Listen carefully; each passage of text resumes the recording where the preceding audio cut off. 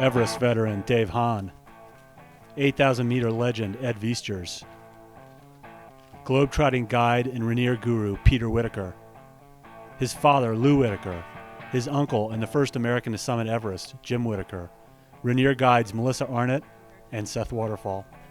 They've designed a new line of mountaineering gear and apparel from Eddie Bauer, who was the primary expedition outfitter for Americans from the 50s to the 80s. Backpacker editors have come here to Idaho to test the gear and talk to the legends. So around the horn, quickly, how many Rainier summits? 202 summits. I think maybe 251. I'm 250. I'm the low man on the totem pole, 80. 226. 72. 58. I'm going to ask some rapid fire questions and try to limit your answers to 5 words or less. So Jim, what's one piece of gear you've seen that these guys are using that you wish you had on Everest? Brains.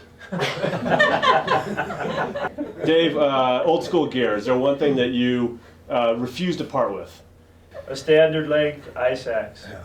Ed, you don't have to name brand or model, but worst piece of gear you've ever used. When I was just starting, I couldn't afford a rain jacket, so I climbed one of my first winter attempts on Rainier. I wore a bicycle poncho, and it got so windy that the poncho kept blowing up into my face, and it was terrible.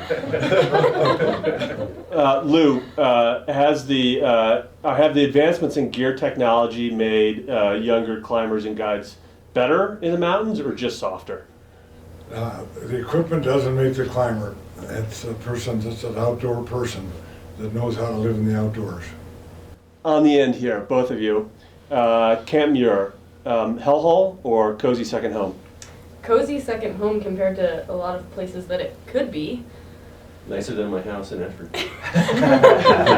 In your many, many years in the mountains, what would you say is the biggest leap in gear technology that you've seen?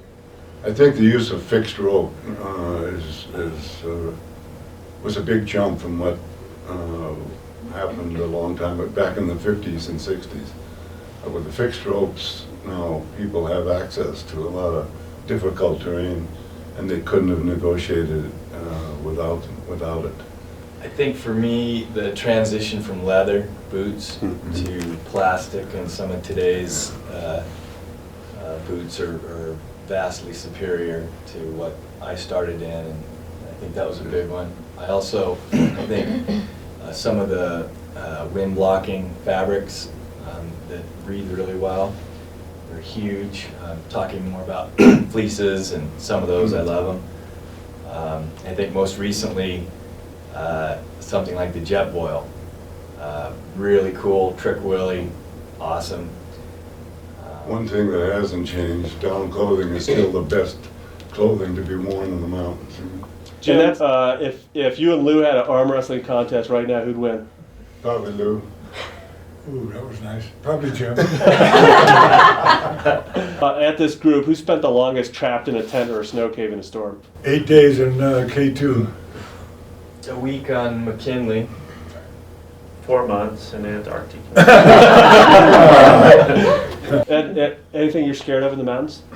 I think my biggest fear is avalanches. I mean, that's what I think they're hard to evaluate. Sometimes they're predictable, sometimes they're unpredictable. Objective. And you get caught high in a storm and you wonder, did I put my camp in the right spot? You know, is it going to be safe in the event? But that's my greatest fear, avalanches. Seth, who's one person out there you'd most like to guide? Barack Obama. Ed, hot tub or shower? I'm a shower guy. Jim, beer or burger? Both.